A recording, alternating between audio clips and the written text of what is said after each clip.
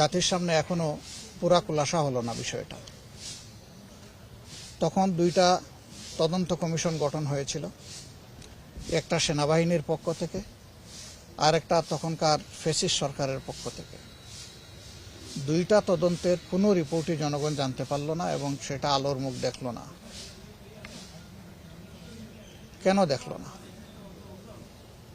যদি ওই তদন্তের রিপোর্ট সামনে আসতো জাতির সামনে, তাহলে হয়তো অনেক সত্য পরিষ্কার হয়ে যেত।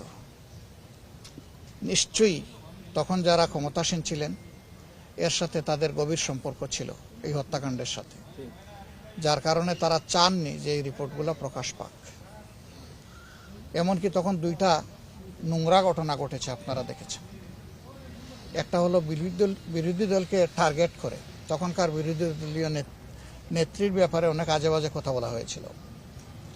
বাংলাদেশ জামাতে ইসলামীর তৎকালীন অ্যাসিস্ট্যান্ট সেক্রেটারি জেনারেল এবং নির্বাহী পরিষদ সদস্য, সুপ্রিম কোর্টের অত্যন্ত মর্যাদাবান একজন আইনজীবী, সিনিয়র আইনজীবী ব্যারিস্টার আব্দুর রাজ্জাককে হয়রানি করা হয়েছে। দুইবার তাকে জিজ্ঞাসাবাদের মুখোমুখি করা হয়েছে। নাসির উদ্দিন পিন্টুকে নৌকা দিয়ে নাকি লোক পার করে দিয়েছে, এই জন্য তাকে এই অভিযোগে অভিযুক্ত করে জেলে নেওয়া হয় এবং সেখানে পরিকল্পিতভাবে তাকে হত্যা করা হয়। তৎকালীন বাণিজ্যমন্ত্রী ফারুক খান ঘটনা ঘটার সাথে সাথেই মিডিয়ায় তিনি বক্তব্য দেওয়া শুরু করলেন যে এই ঘটনা জামাত শিবির ঘটিয়েছে। এত বড় একটা ঘটনা, তার মামুলি কোনো তদন্ত হলো না, তিনি একটা দলকে দায়ী করে বক্তব্য দেওয়া শুরু করলেন। এই সবগুলাই ছিল গভীর ষড়যন্ত্রের অংশ। পরবর্তী পর্যায়ে বর্তমান সরকারের আগে যে ইন্টারিম গভর্নমেন্ট ছিল, এই ইন্টারিম গভর্নমেন্টের পক্ষ থেকে একটা তদন্ত কমিশন করা হয়েছিল। সেই রিপোর্টও কিন্তু জাতির সামনে আসেনি পুরোপুরি। আসলে আমরা বুঝতে পারবো সত্য আংশিক উঠে এসেছে নাকি আংশিক চাপা পড়েছে। আজকে আমার একটা স্ট্যাটাস হয়তো আপনারা লক্ষ্য করবেন, আমি বলেছি আংশিক সত্য উঠে এসেছে। কেন আংশিক বললাম? যেহেতু পুরা রিপোর্ট আমাদের সামনে আসে নাই। পুরা রিপোর্ট আসলে আমরা বলতে পারবো যে এটা আংশিক না পূর্ণাঙ্গ, সত্যটা উঠে এসেছে কিনা। খুনের নেপথ্যের কারিগর যারা ছিল, পরিকল্পনাকারী ছিল,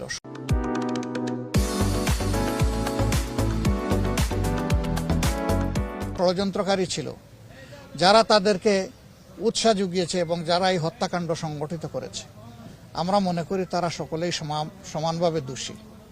এদের সবাইকে অবশ্যই বিচারের আওতায় আনতে হবে। যদি এই সরকার বিচারের আওতায় আনতে পারে, তাহলে এই জাতির কিছু দায় মুক্তি হবে, দায় মোচন হবে। যদি এই সরকার না আনতে পারে, তাহলে এটা সরকারের চরম ব্যর্থতা হিসেবে পরিগণিত হবে। আমরা আশা করি সরকার তাদের দায়িত্ব সঠিকভাবে পালন করবে। এর পাশাপাশি আরও যত হত্যাকাণ্ড হয়েছে, সবগুলা হত্যাকাণ্ডেরই বিচার হওয়া উচিত।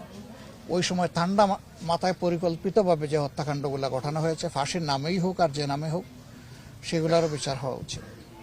সর্বশেষ উসমান হাদি, সে দেশের পক্ষে একটা শক্ত ভয়েস ছিল।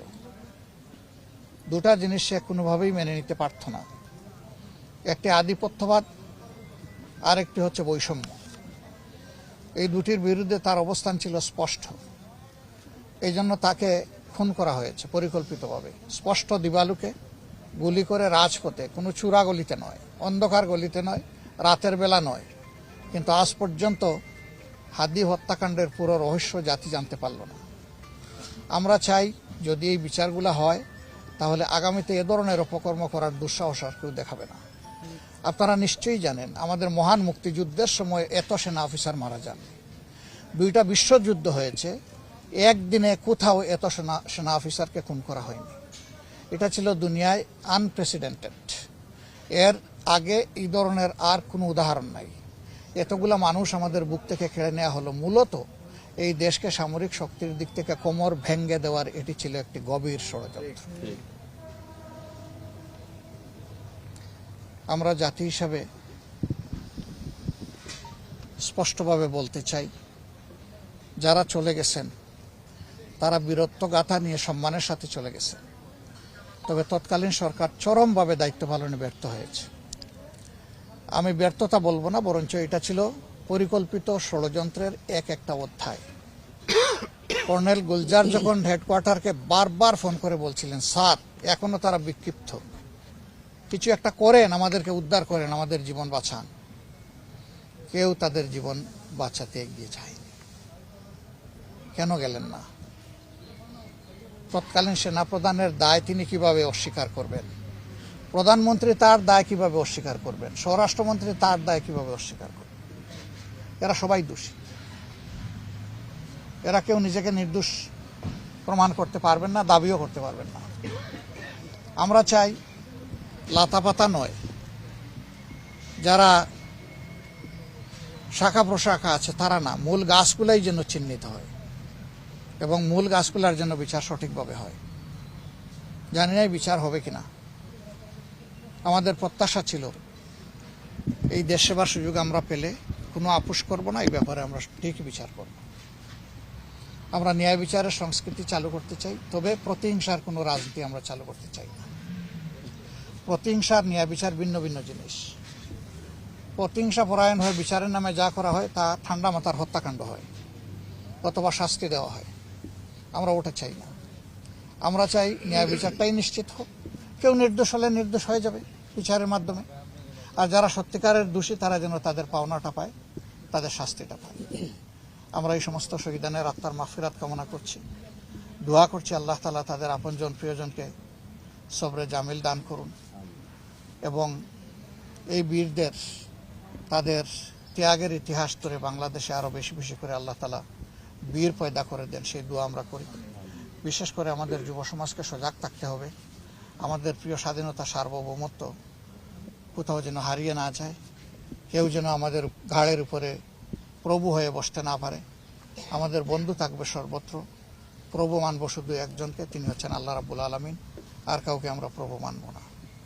আল্লাহ তাআলা আমাদের দেশের উপর শান্তি নাজিল করুন।